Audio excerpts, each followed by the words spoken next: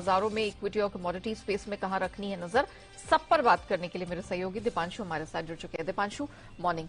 क्या हुआ है आज फिर से एशियन मार्केट्स थोड़े सुस्ताए दिख रहे हैं, कहां रखनी नजर? 24 घंटों में मूड माहौल काफी बिगड़ता हुआ आपको दिख रहा है। इनफैक्ट बड़ा चेंज हुआ है कल और आज के बीच में, अगर आप देखेंगे।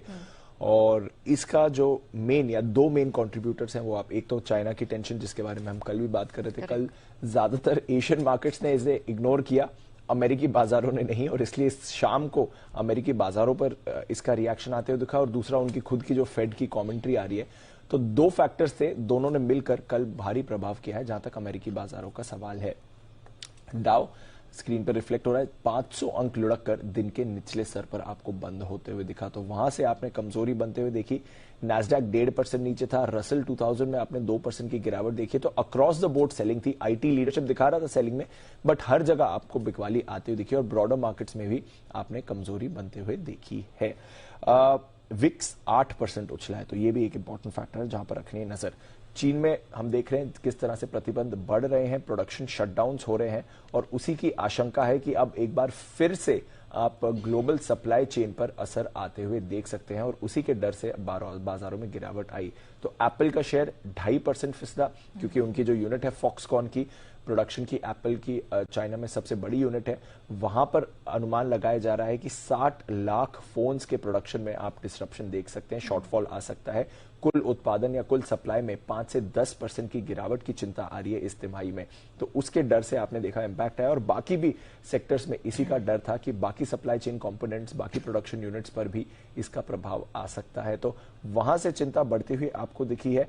कंज्यूमर और एनर्जी शेयर्स में आपने भारी बिकवाली देखी है। ये तो रहा चाइना का इंपैक्ट। दूसरा इंपैक्ट था, इनके दो फेड प्रेसिडेंट्स ने बात करी, जेम्स बुलार्ड साहब जिन्हें हम क्लोजली फॉलो करते हैं, और न्यूयॉर्क के फेड प्रेसिडेंट है जॉन विलियम्स साहब।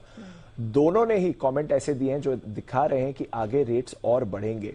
हम देखा है बुलार्ड साहब तो पहले ही कह चुके हैं कि उन्हें तो लगता है 5 से 7% का रेट होना चाहिए। उन्होंने कल क्लियरली कह दिया कि यहां से एटलीस्ट 1% और रेट्स बढ़ने हैं। तो वो संकेत से बाजार को डर लगा। दूसरा, जॉन विलियम्स ने कहा कि 2024 से पहले कोई रेट कट नहीं आने वाला है। कुछ लोगों ने आशा जताई थी कि फेब तक रेट हाइक की पीक हो जाएगी और फिर लेटर 2023 से आप रेट कट्स देखेंगे।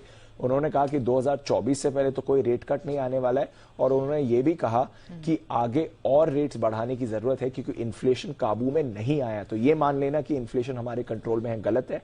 ये मान लेना कि आगे और रेट हाइक्स होंगी, गलत है। और 2024 से पहले तो कोई कट्स होने नहीं वाले। तो इन दोनों कमेंट्री से हमने देखा कि बाजार के मूड पर और असर पड़ा। तो चाइना की तो ऑलरेडी चिंता थी, ऊपर से फेड ने भी यहां पर आग में घी का काम करते हुए देखा है।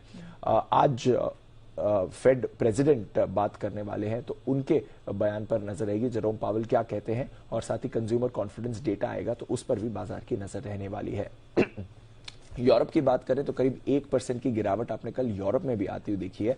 और again ECB president, European central bank की प्रेसिडेंट क्रिस्टीन लगार्ड ने भी कल बयान दिया है, और उन्होंने भी यही कहा है कि इन्फ्लेशन तो अभी बहुत दूर है काबू में आने के लिए, परेशानी बनी हुई है, और संकेत भी दिए कि आगे रेट्स में और बढ़ोतरी होने वाली है। तो अगेन ये फेड और ईसीबी की कमेंट्री, इन्फ्लेशन की चिंता और उसके साथ सप्लाई चेन की चिंता अगर आप जोड़ दें, उसका प्रभाव ग्लोबल मार्केट्स में पड़ा है। इसका प्रभाव आपने डॉलर में भी देखा, डॉलर थोड़ा ऊपर गया है। और साथ ही कच्चे तेल में देखा, जहां पर $80 तक ब्रेंट आपको फिसलते हुए दिखा, एक साल के निचले स्तर से।